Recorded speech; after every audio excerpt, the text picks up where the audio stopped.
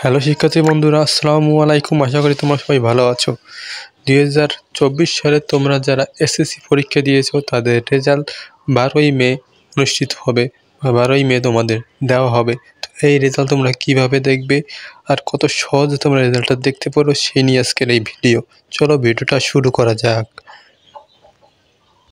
সর্বপ্রথমে তোমাদের গুগলে আসতে হবে, এখানে এসে তোমাদের লিখতে হবে এসএসসি রেজাল্ট। এইটুকু লিখলেই তোমাদের হয়ে যাবে। এইটুকু লিখে তোমরা সার্চ করো।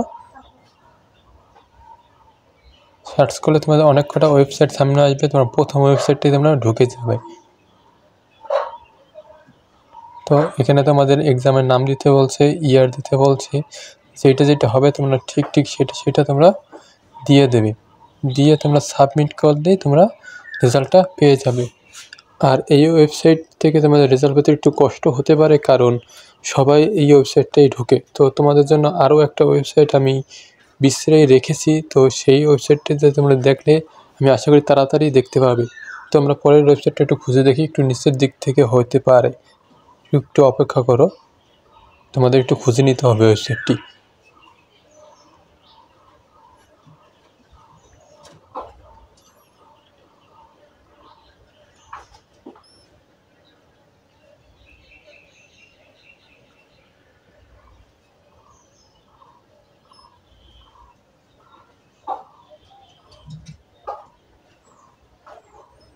ওয়েবসাইটটি আমরা পেয়ে গেছি। তো আমরা এই ওয়েবসাইটটার মধ্যে ঢুকবো। তো তোমরা ওয়েবসাইটের নামটা তোমরা একটু দেখে নাও।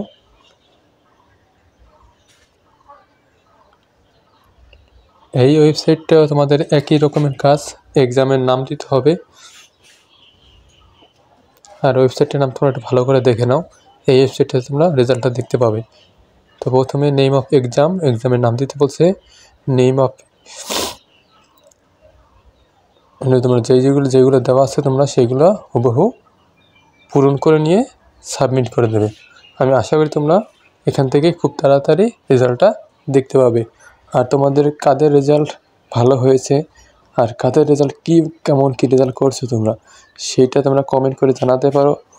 তো ভিডিওটা সম্পূর্ণ দেখার জন্য ধন্যবাদ তোমাদের।